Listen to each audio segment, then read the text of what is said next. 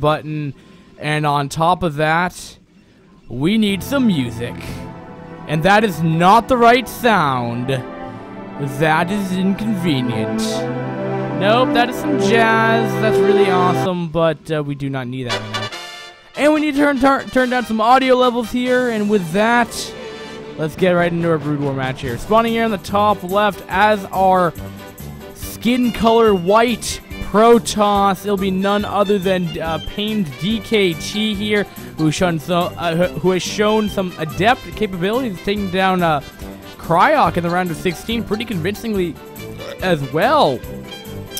And his opponent on Gladiator will be the Orange Zerg. It will be none other than the Orange Zerg as Lyra. Now, Lyra might...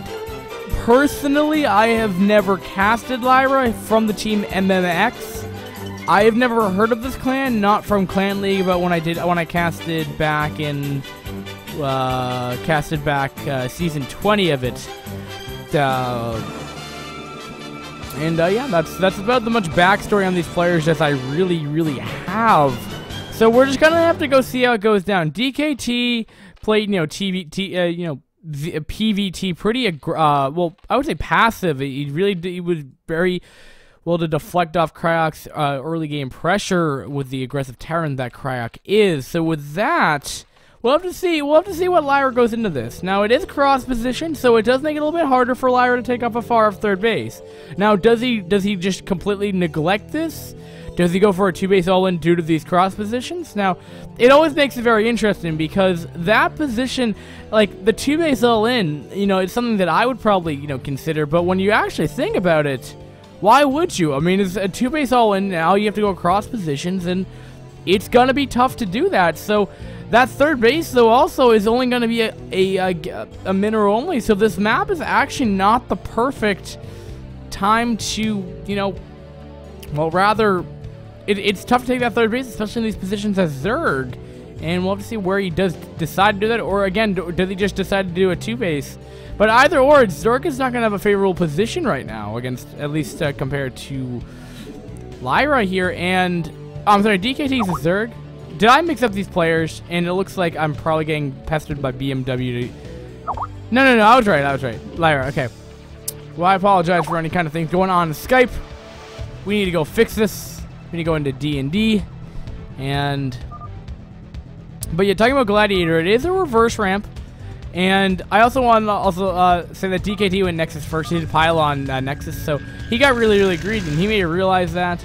And look at this, Lyra is still going to take for this this far off third base. He's expanding to his opponent, though. That's the reason why you don't generally do that, or that's why it's normally frowned upon. But Lyra is actually getting a gateway fairly fast, which may show some indication that he's going to want to try to pressure that base here, and that makes perfect sense here. So we'll have to see how that goes down. And anyway, let's see what Lyra did. Lyra's just gotten his first gas, so he's going to probably be teching. Things are looking, generally normal for what we normally see, but again, what we pretty much go off from the early game is that a gateway came out pretty quickly. We got a very econ style opening from DKT. He got away with it. Lyra's taking off a third base here. That is closer to his opponent now here. Now, if DKT does scout that, it could prove to be a little difficult for our Zerg player. Now, let me get the chat open, but no one's saying anything because it's not that important, but that's okay. And let's see what kind of tech's going down. We do have a Cybercore going down. It is generally the tech is going to be a little bit more delayed because of a Nexus first opening. It just tends to happen because generally you can get that Cybercore up around 4 minutes ish. You can normally get it done by. If you're looking at the times around 4:30. So he did get that Cybercore a little bit later. That might be because he's been making 2 Zealots instead, which you may normally neglect or something like that, and stuff like that. This timing actually, I don't really know why that timing's off, actually, when I think about it, because the way I look at it is that even if you went for a standard opening as, as Protoss, you do Forge, double cannon, what have you, and then the Nexus. So theoretically, you should actually have a better economy than, say, your, than you normally have against the Protoss, but that's not the case here. That Cybercore was delayed. And did he go Citadel before starting? He's not going. He's going to be going for a huge amount of Zealot pressure right here. And again, this map does prove to be very effective like that. Now again, let me just reiterate the point here. Lyra is going to have a difficult time. Cannot defend this third base easily. The choke point is, it's fairly wide. I wouldn't say it's, the biggest, but, blah, blah, blah, blah, blah. And DKT went Nexus opening and didn't get punished for it because it's cross positions. And, again, what can Lyra do? He can go mass sling, and we can see what happens from here. Now, let's say if DKT pushes out here, there's nothing stopping from Lyra pushing in here. So, possibly speaking, this is a perfect move by Lyra, because if DKT pushes out here, as long as the Lings don't engage those Zealots, which they shouldn't, then we could have a Ling run by with one cannon. It's not going to be perfect. Now, if he gets defensive storms up, which it looks like he might be going, or DTs, I would say this is more geared towards Templar, more along the lines that he can defend with Storm and then push out, but also the fact that we don't have Corsairs out. So against a Zerg player, they're going to have mobile detection out right from the get-go, right when they spawn because of Overlords. And if you can tell off this base, Lyra's going to have an Overlord in position, probably the same thing off the natural. And the main base, I'm sure, will have an Overlord, lurking around right there. So any kind of drop location will have detection available. And it looks like now we're going to have DKT pushing out across the map right here. Now, pressuring this base, though, SimCity is not complete. Does still allow for some AI switching, and this is actually kind of looking like what we might see what Fungza does against the ZVP. But anyway, these Zealots are going to go right for that Sunken right there. Is quickly, rapidly losing HP right here, going into the mineral line here, cleaning up a lot of the drones. Lings are actually having a little bit difficult time because of their own SimCity, and DKT is just using that to his advantage here, going to those choke points where the Lings cannot get us around on, and using those artificial choke points just to make these Zealots even more effective. And this is even interesting. We have Scourge being created for no reason, and just showing where Lyra doesn't really know what DKT's doing up to this point. Hasn't been scouting, has been playing in the dark for majority of this. Now, Mutalisks, if you watch it, CSOL can absolutely decimate a Protoss player, but the amount of damage that DKT's done from alone, just setting up like a task force of Zealots, is absolutely phenomenal.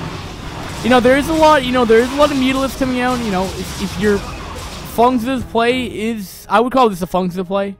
It might be more of a, I don't watch the Koreans. I didn't watch the Korean scene at all, so I don't know if Mutalisks in ZVP is a certain player's build, but I'm just saying this is something that Fungza does a lot. It can definitely do damage, but we already have an Archon in position to deal with that, and I'm just not really sure if Lyra's Mutalisk control is going to be in par to deal with that. He's not a J-Dong, but we'll have to find out how this Mutalisk does, because if these Mutalisks do effective, then he can stall it for enough time to get that third base back up and running. But also putting this in position from where and getting an Archon shot is just going to help DKT's cause a lot. But also putting in perspective here, guys, that let's just look at the build orders here. DKT went for a Nexus first opening here, didn't get punished for it, killed off the third base. That would give Zerg an economic lead, and now has lost that. Also, that third gas is mucho importance for a Mutalisk build. And he's just taking unnecessary Archon shots here. A lot of them are at least in the yellow, and things are just not looking good. We have a Zealot run by going right through the natural. The drones hasn't successfully been able to deal with that. It's going to go straight for the Spire, and DKT is looking in a very dominant position here. And, I think DKT might be in the position that he may take this game. I'm not going to go call it right now, as, anything can happen in a StarCraft game, but it is going to be very difficult for Lyra to dig out of the hole that was created by DKT here. He may even get the pool. I don't think so. With that amount of Mutalisks right there, it might be a little bit difficult here. But, he's reset the tech for quite some time. And the Spire, if I'm not mistaken, no, he does get the pool. The pool and Spire are probably the longest, build times, I think, for buildings, for tech buildings. And also the fact that it's really important. But also, we have Archon going to the third base here. The tech was reset. for Lyra here because of DKT's awesome aggressive play. And I mean, also all this time we had a third base going up. So in the end, I would say DKT took that very convincingly right there. Now again, looking at it on the map perspective, it wasn't the perfect map for ZVP. It definitely benefited Protoss in a lot of the way. I would say if you were just going to go pure on textbook, like just call who's going to win, Protoss would have had the lead on that map, for sure. Anyway, guys, Puka for VOD users. I'm signing out. People on stream, don't go anywhere, because